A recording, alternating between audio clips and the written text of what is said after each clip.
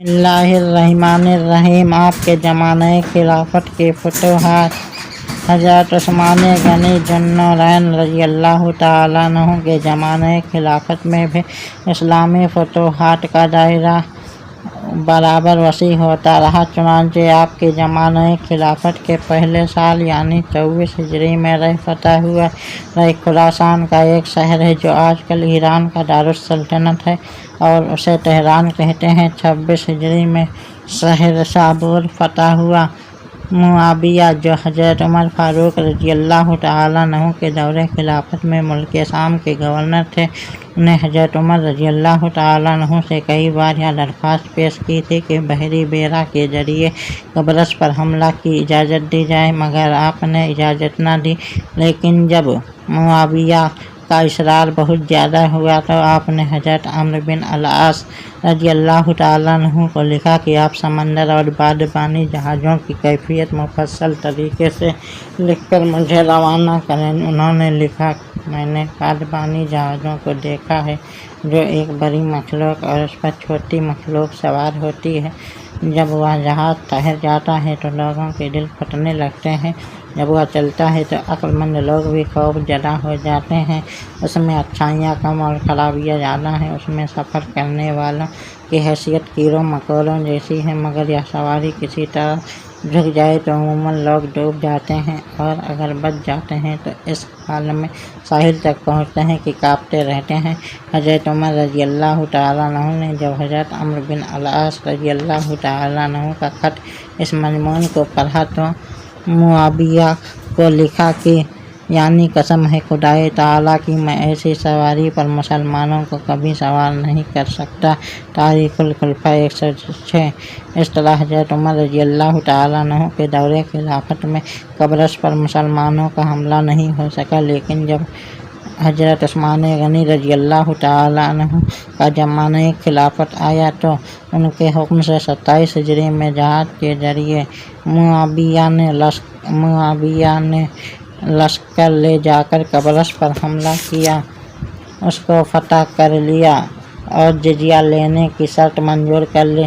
جس لشکر نے بحری راستے سے جا کر قبرص پر حملہ کیا تھا، اسی لشکر میں مشہور و معروف صحابی حضرت عبادہ بن صامت رضی اللہ تعالیٰ عنہ اپنے اہلیہ محترمہ حضرت ام حرام بنت ملحان انصاریہ رضی اللہ تعالیٰ عنہ کے ساتھ موجود تھے۔ آپ کی بیوی جانور سے گر کر انتقال کر گئی تو ان کو وہیں قبرص میں دفن کر دیا گیا۔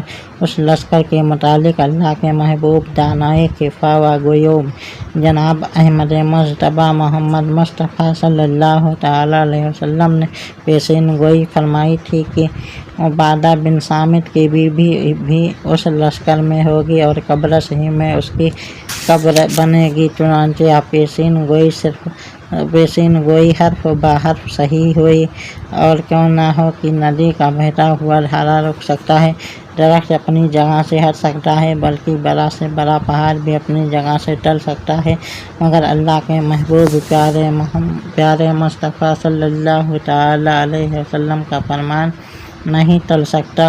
صلی اللہ علی النبی الامی و آلہ صلی اللہ علیہ وسلم، صلاۃ و سلام علیک یا رسول اللہ۔ اور اسی 27 ہجری میں جرجان اور دار بجرر فتح ہوئے، اور اسی سال جب حضرت عثمان غنی رضی اللہ تعالیٰ عنہ نے حضرت عبداللہ بن سعد بن ابی سرح کو مصر کا گورنر بنایا تو انہوں نے مصر پہنچ کر حضرت عثمان غنی رضی اللہ تعالیٰ عنہ کے حکم سے افریقہ پر حملہ کیا اور اس کو فتح کر کے ساری سلطنتوں کو حکومت اسلامیہ میں شامل کر دیا۔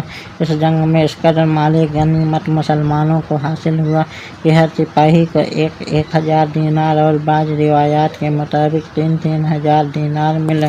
دینار 4.5 ماسہ سونے کا ایک سکہ ہوتا ہے۔ اس فتح عظیم کے بعد اسی 27 ہجری میں اسپین یعنی ہسپانیہ بھی فتح ہو گیا، اور 29 ہجری میں حضرت عثمان غنی رضی اللہ تعالیٰ عنہ کے حکم سے استخر کسا اور ان کے علاوہ بعض دوسرے ممالک بھی فتح ہوئے، اور 30 ہجری میں جول خراسان اور نیساپور صلح کے ذریعے فتح ہوئے۔